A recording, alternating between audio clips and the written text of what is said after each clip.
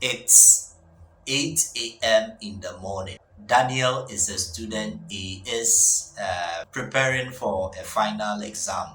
This is a particular subject that he struggles with. And although he has tried his best to learn, he just can't get his head around some of the concepts. And there's a lot of pressure on him because this will be one of his final papers to write before graduating from the university. This pressure that is on him is not one that is just coming. He's experienced it over the 4 years of being at the university, and he has had challenges with different courses, and his parents at home are expecting him to graduate with a very good class. He has high expectations of himself as well, but he understands that, you know what, there are topics, there are concepts, there are subjects that I struggle with. Now, the experience of being a student, particularly at the higher levels of education, can be a daunting task because the expectations for ourselves and the expectation from others for you as a student, your parents, your siblings, your friends, your teachers, can place a lot of demand on you. And because formal education is now a major requirement, for the most part in the world of work, it becomes even the more, necessary for students to be able to manage the stress that is associated with going to school.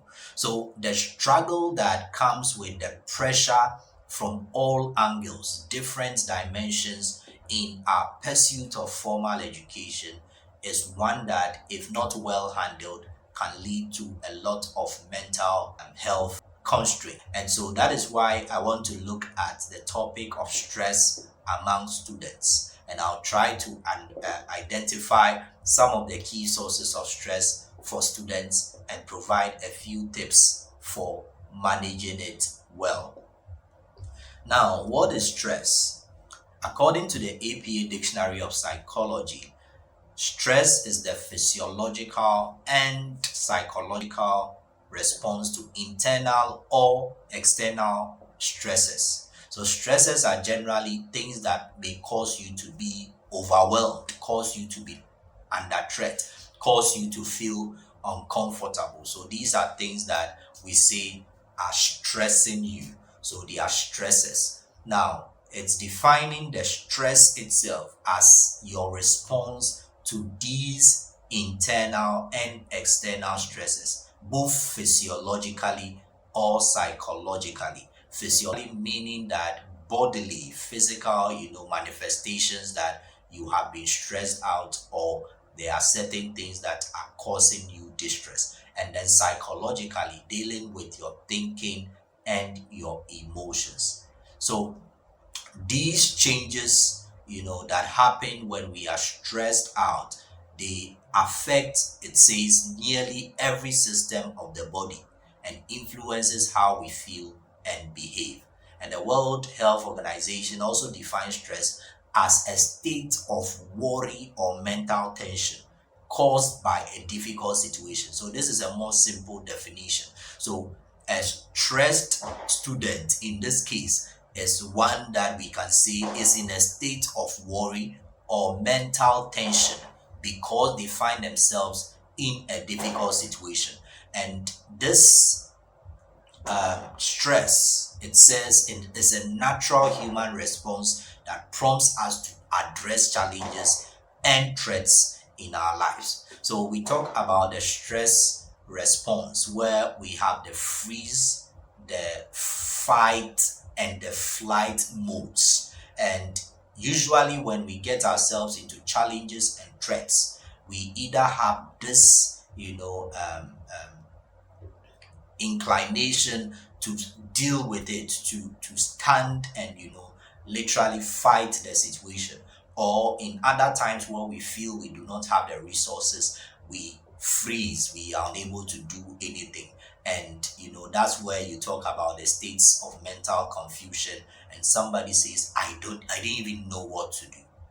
Then you have the flight mode where we basically give up and literally run away from the problem. And so when we are not able to manage stress well, it ends up affecting us mentally, physically, and socially. What are some of the sources of stress, particularly when it comes to students? And the whole idea of stress among students is critical because it's a common phenomenon.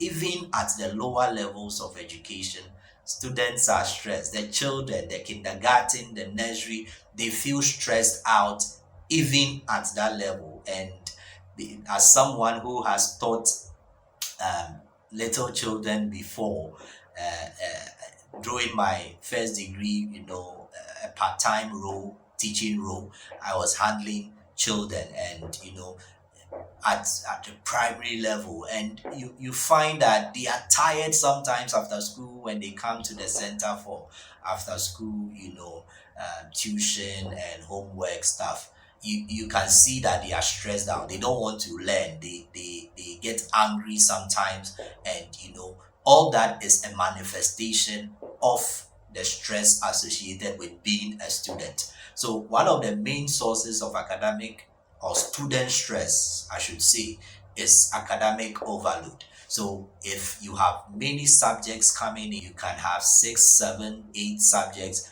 and that is even at the senior high school, junior high school levels, and the lower levels.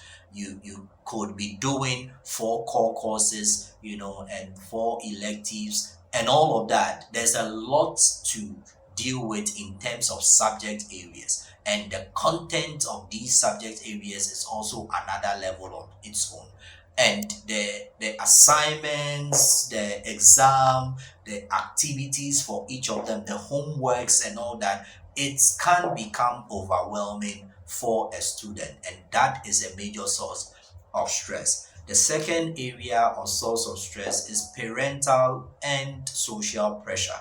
So for some parents, doing well in school, or for all parents, their children doing well in school is their top priority, because there's a lot of investment going into your education, particularly at the higher levels. And so the expectation is that you get good grades consistently.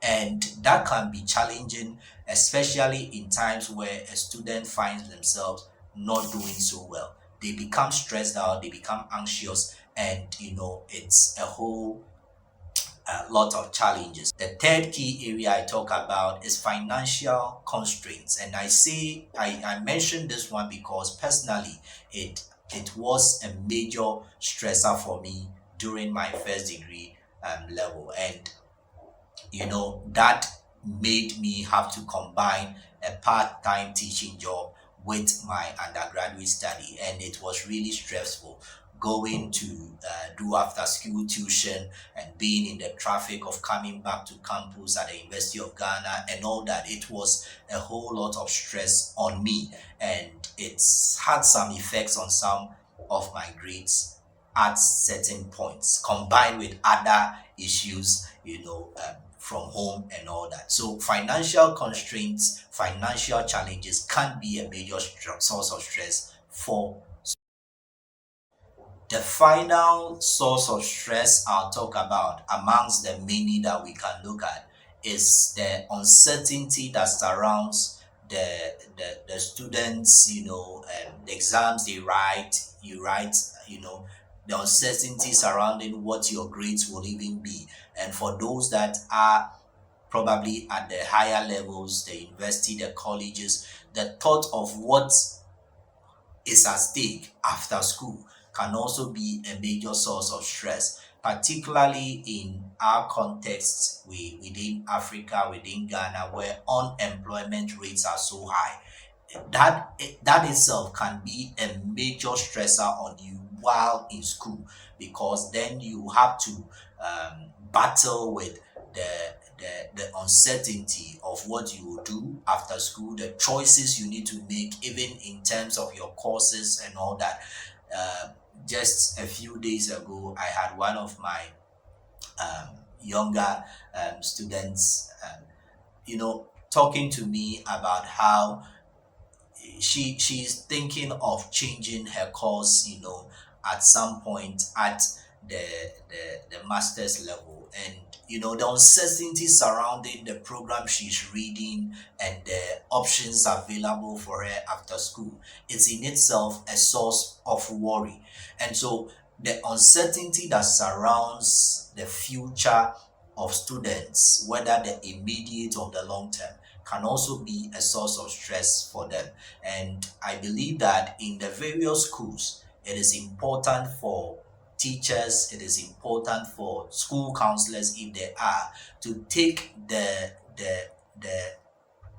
mental health of students so more seriously, because even at the lower levels, when you have the opportunity to interact with students, as I did recently in one data collection I was doing with adolescent students, you'd realize that a lot of them were going through major challenges that they couldn't talk about, and they look all fine, but they are struggling at home. There are things happening to them that nobody seems to care. We are only interested in you doing well in your classwork, doing well in the exam, and some are even caned and punished when they don't do well in the assignments and assessments, while it is not their fault. So if you are not able to help the students in this area of knowing the sources of their stresses and helping them to manage it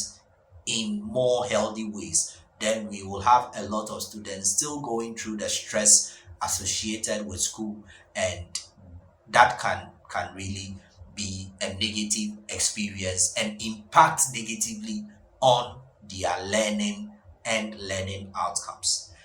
The stress levels of students, when we talk about stress among students, there are various ways they manifest. We can talk about the physical manifestations, the psychological manifestations, and the behavioral manifestations.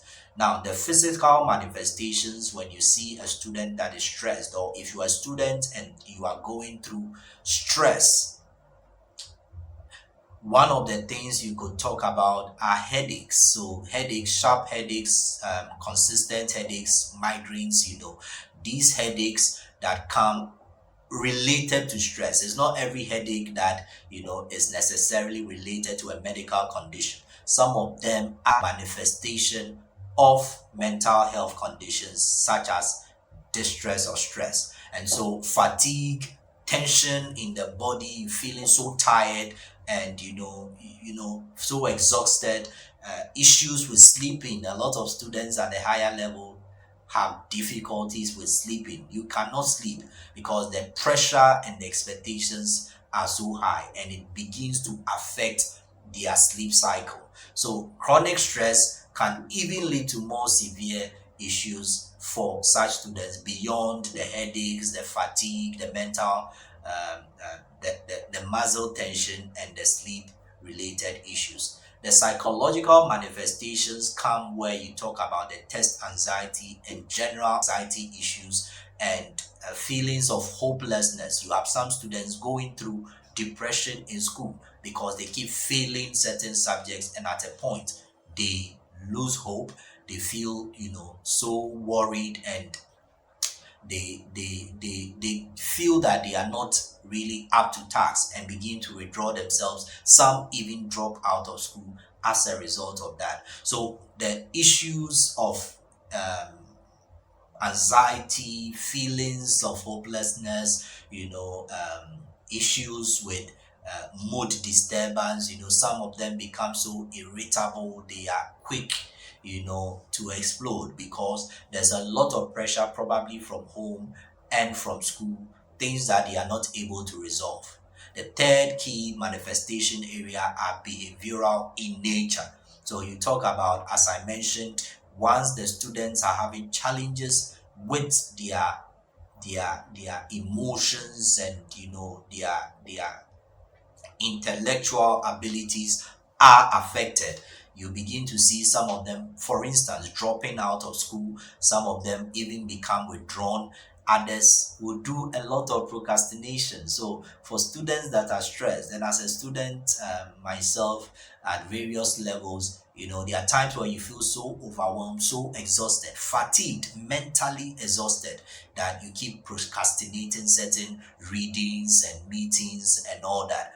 Some would skip classes as a result. And all of this are possible manifestations of stress. And some may now engage in unhealthy coping mechanisms. So there are some students that end up using hard drugs because they feel that can help them.